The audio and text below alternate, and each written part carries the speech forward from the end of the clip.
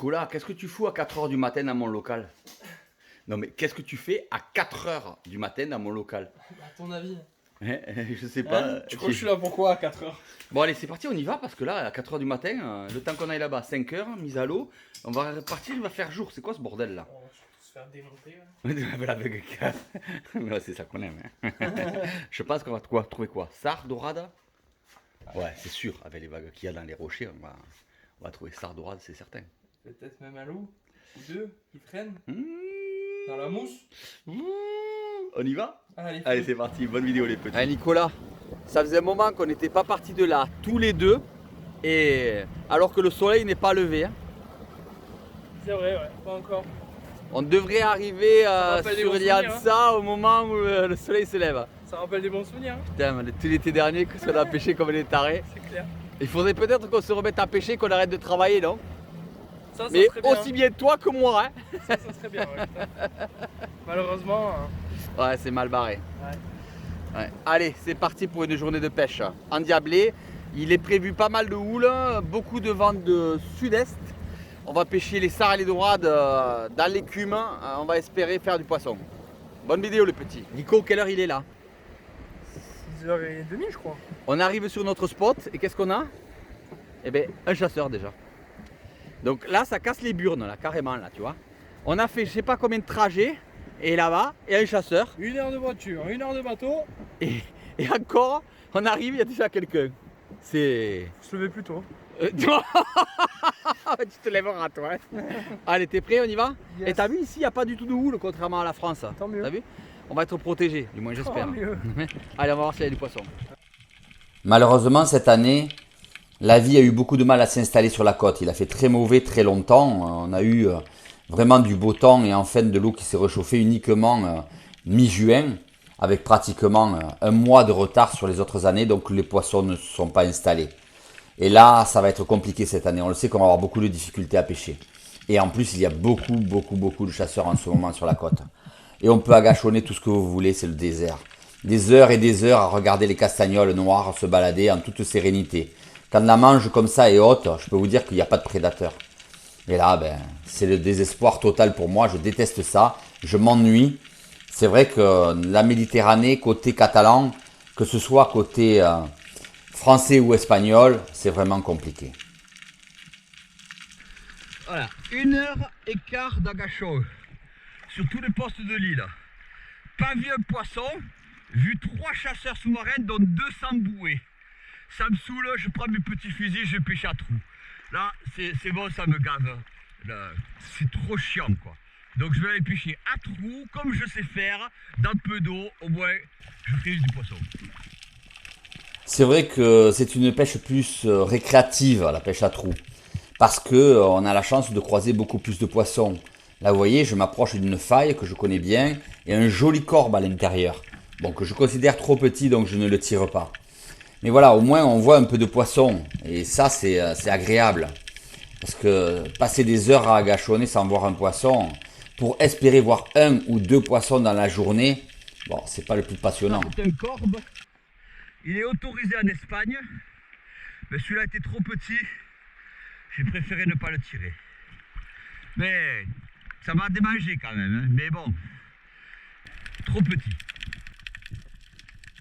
Mais Nicolas a beaucoup plus de chance que moi. Sur une coulée, il aperçoit 2 dorades grises, il en tire une de très loin et il arrive à la toucher. Un très beau tir d'ailleurs, entre nous soit dit. Et voilà, il n'a pas atteint son poste d'agachon, mais il fait déjà une belle dorade. Et c'est vraiment une belle action. Bravo à Nicolas. En plus, un beau poisson, sympa. Et un peu plus loin, sur la même descente, c'est un gros labre et malheureusement, il le rate. Eh Nicolas, Ouais. moi j'ai fait 1h15 d'agachon, j'ai pas vu un poisson. Toi t'as vu du poisson?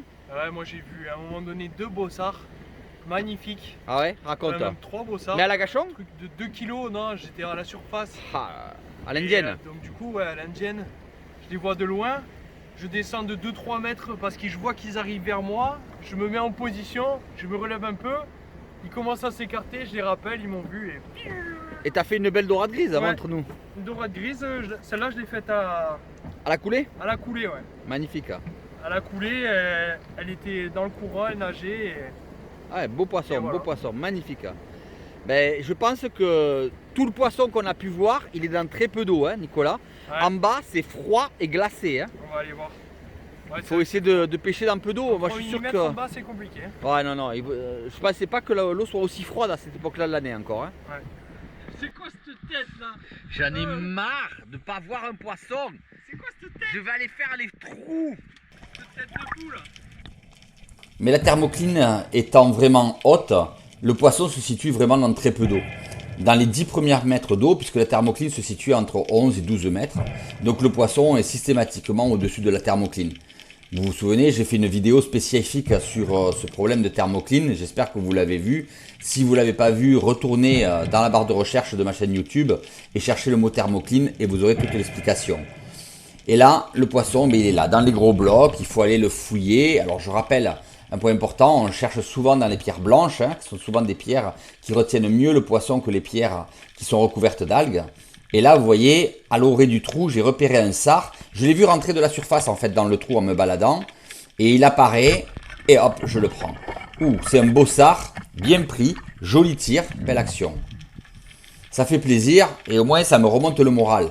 Parce que la première partie de la journée était très très compliquée.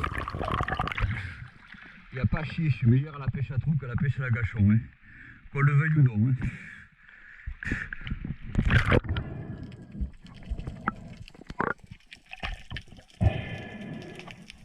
Et je le répéterai jamais assez, on pense à tuer son poisson rapidement pour pas qu'il souffre. Ça sert à rien de le laisser stresser. On passe le couteau dans le ouïe et on vient chercher le cerveau et on tourne. Voilà, comme ça au moins on a achevé le poisson qui s'est offert à nous. Il faut se balader dans les pierres en étant jamais superficiel, je le répète souvent aux stagiaires. Toujours essayer de regarder parfaitement dans la profondeur du trou pour arriver à voir les poissons. Là vous voyez, j'ai fait un premier trou. Hop, alors vous avez vu le sard là? Voilà, je dis je vais le faire, pas de problème. Je vais dans la pierre, sauf qu'elle est percée de l'autre côté et qu'il ressort de l'autre côté. Il a été très très malin. En fait, il a été attiré par le bruit que j'ai fait de l'autre côté et il est sorti. Et en me voyant, eh bien c'était fini, c'était trop tard. Il avait une longueur d'avance sur moi, il avait compris que j'étais un danger et il a glissé dans la pierre pour en sortir. Ils sont malins. Hein. Qu'est-ce que c'est difficile. Qu'est-ce qu'ils sont malins.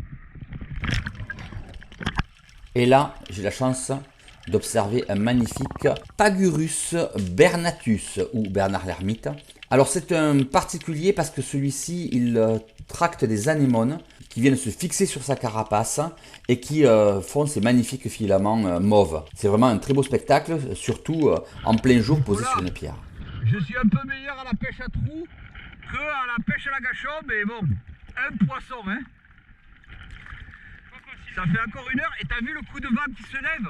On est à l'abri là, on ne se rend pas compte, mais au large ça va être titanesque. Hein. C'est ça. On va charger pour rentrer.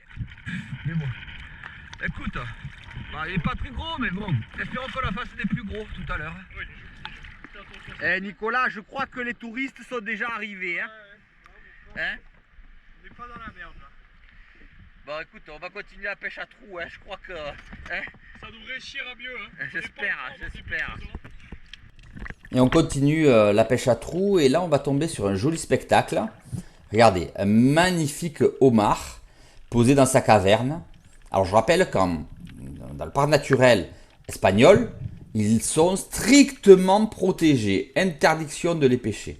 Donc on ne fait que de l'observer, mais ça fait plaisir. C'est toujours agréable chez nous en Méditerranée de voir qu'il y a encore du homard. Ça fait plaisir de filmer au bar. Ah ouais. Bon par contre, tu le sais, c'est interdit en Espagne. Et là, je suis à la gâchon parce que j'ai vu un sard rentrer dans une toute petite pierre. Je me dis, mais qu'est-ce qu'il fait là? Je comprends pas. Donc je suis là, tranquille, j'essaye, mais il sort pas de la pierre, alors je m'avance doucement. C'est vraiment une pierre minuscule. Et là, je l'aperçois au fond de la pierre, je le tire. Il bouge pas. Qu'est-ce que c'est cette histoire? Ah, et il sort. Bah, il était tout simplement planqué. Et 99% des chasseurs seraient passés au-dessus de ce poisson sans le voir. J'ai eu la chance de l'observer au moment où il rentrait, en fait. Joli. T'as vu la pierre à laquelle il était, ça Ouais. te connaît. Faut la voir celle-là. En fait, je l'ai vu rentrer, tu sais. Et j'ai dit, mais qu'est-ce qu'il fout là? Alors, je me suis posé à la gâchon, j'ai dit, je vais essayer de le faire sortir pour voir ce qu'il fait là. Ouais. Et il était caché. Et je l'ai tiré. Mais j'arrivais pas à distinguer la taille qu'il faisait quand je l'ai tiré. Mais ça va, il est correct. Ouais, il est correct.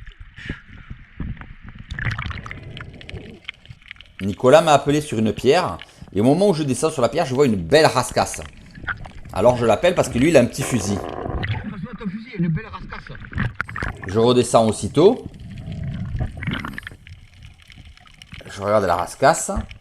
Mais je fais attention parce que Nicolas a vu des sards aussi. Mais la rascasse est tellement belle, je ne vais pas la laisser. Hein. Et je la prends. Bien séché, net, précis, pour ne pas faire fuir le reste du poisson. Un beau poisson. Dans la bouillabaisse, c'est excellent. C'était assez près ça. Allez hop pour la soupe de poisson. J'essaie de ne pas me piquer. Hein. Vous le savez, c'est un poisson dangereux, comme le chapon. Moins que le chapon quand même, mais malgré tout dangereux. Donc prenez-le délicatement. Bon, moi j'ai des gants nitrile, donc ça va, je suis tranquille. Mais il faut éviter de se piquer avec ces poissons-là, ils sont venimeux, hein, ne l'oubliez pas. Où il est passé, Nicolas? Eh bien Nicolas, il est en train d'essayer de faire ses sards. Et vous allez voir qu'ils vont le faire tourner en bourrique. Regardez, ils sont là. Il tire. Et qu'est-ce qu'il fait? Il le manque. Et bien sûr, tous les sards giclent de la pierre, hein, instantanément. Je veux dire, il n'y en a plus un dans la pierre. Hein. Malheureusement. Et il ressort sa flèche, tout triste de son action. Qu'est-ce que tu m'as merdé là? Qu'est-ce que t'as merdé? Mais Nicolas ne s'avoue pas vaincu. C'est pas trop son style. Donc il redescend de l'autre côté parce qu'il a vu qu'il y a une deuxième entrée. Et là il tombe nez à nez avec un corbe et des sards. Il cherche la meilleure opportunité. Oh là une petite rascasse. Là il voit encore des sards. En fait ils sont toujours là mais ils sont tellement profonds. Ça va être extrêmement compliqué d'arriver à les faire. Il faut aller chercher le moindre petit trou, tout petit. Et surtout, la dalle est vraiment fendue en deux et ensuite posée. Et en fait, on a beaucoup de mal à passer entre les deux pierres.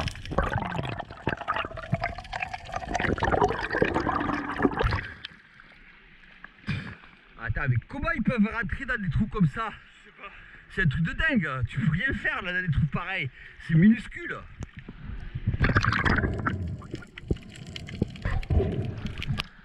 Bon, Nicolas, c'est ta dernière chance d'en faire un dans cette pierre. Hein, parce que là, t'as tout merdé. Hein. Ouais, je sais, ouais. Allez, essaye. Allez, c'est parti. Il va essayer de se glisser entre les deux pierres. Et là, c'est pas facile. Hein. Voilà, vous voyez. Il est obligé de se glisser et de palmer pour gagner chaque centimètre. Il a pris son fusil, il va maintenant essayer de glisser son fusil dans la pierre. Et il faut vraiment que je le surveille parce qu'il pourrait rester coincé tellement il est serré là. Et petit à petit, en se contorsionnant, il arrive vraiment à descendre. Et là, il va placer son fusil et il va essayer de tirer à l'aveugle. Mais vraiment très difficile. Quasiment impossible d'ailleurs. C'est vraiment... Il a tiré, mais il est persuadé d'avoir manqué. Parce que vraiment, c'est trop compliqué. Là, il faut être prudent parce que vous voyez, il y a juste la place pour passer. Hein. Tu l'as eu ce coup-ci? Non, je pense pas. Tu l'as raté? Ouais. Ah, tu décolles. Ouais, on le voit pas en même temps. Elle est trop jolie la pierre.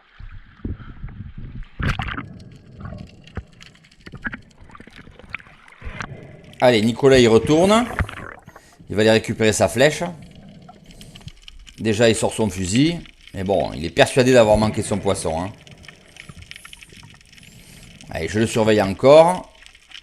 Regardez, obligé de palmer pour rentrer au plus profond. Il peut même pas passer le deuxième bras. Vraiment très difficile. Et là, eh ben, incroyable. Il sort le sard. Il l'a eu. T'as vu où j'ai tiré? Ah, purée. Même quand je vois pas. Incroyable. Franchement, cette pierre, elle est infernale. Hein. Bah, t'en as fait un.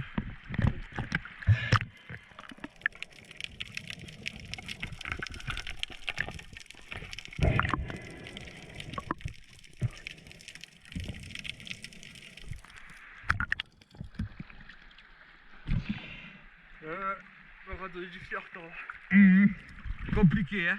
Compliqué d'arriver à faire du poisson aujourd'hui, hein. Franchement, faut s'exciter dans très peu d'eau et comme des tarés pour arriver à trouver un poisson par-ci, un poisson par-là. Quand on a une pierre, faut pas la lâcher. Ah ouais, il faut jamais. On finit sur la digue de Port-Bou et là dans l'écume, on cherchait les loups et les dorades. Et malheureusement, c'était très difficile. Nicolas verra un barracuda et moi je vois une dorade. Je prends mon temps. Elle rentre dans la pierre. Elle ressort tranquille. Je me dis bon c'est bon, peut-être que je vais pouvoir la faire. Je reprends mon air, je redescends. Elle n'a pas l'air très furtive. Voilà. Elle sort de la pierre. Tranquillement. Je la tire. Et là je la tire trop bas, elle se décroche. N'oubliez pas de vous abonner à la chaîne, d'activer la cloche, de nous suivre et de vous abonner sur Instagram et sur Facebook. Alors les petits, c'est la fin de la journée. On est parti en mer, il était 6h30. Il est 18h. On est encore à Port-Bou, on n'est pas rentré. Ça fait donc 12 heures qu'on est sur l'eau. Et on a fait 1, 2, 3, 4, 5. Moi je fais même pas 5 poissons. Nicolas 4 poissons. Nicolas il fait un mulet et une belle dorade grise. Voilà. Voilà. C'est ça la difficulté de la pêche sous-marine aujourd'hui. Alors vous direz, oh belle pêche. Ben ouais mais 12 heures de pêche ça veut dire un poisson tiré toutes les 2 heures. Je sais pas si vous vous rendez compte des difficultés avec une mer assez formée. Du monde dans l'eau, beaucoup de chasseurs dans l'eau et surtout le désert quoi, le désert. On a vu 2 loups qu'on n'a pas pu faire, hein Nicolas? Ouais. Voilà, et malheureusement très craintif. T'as vu un barracuda? Ouais, Il est mais parti comme une fusée. comme une balle. Voilà, mais c'est tout, voilà. Donc c'est ça la pêche sous-marine aujourd'hui. Ah, c'était compliqué aujourd'hui, franchement. Et bon, on s'est régalé quand même, c'est ce qui compte. Ouais, c'est sûr. Des conditions pas faciles, une belle journée quand même de pêche, c'était On cool. s'est vidé la tête, c'est ça qui Exactement. compte. Allez, bonne vidéo les petits, bye bye, à la prochaine.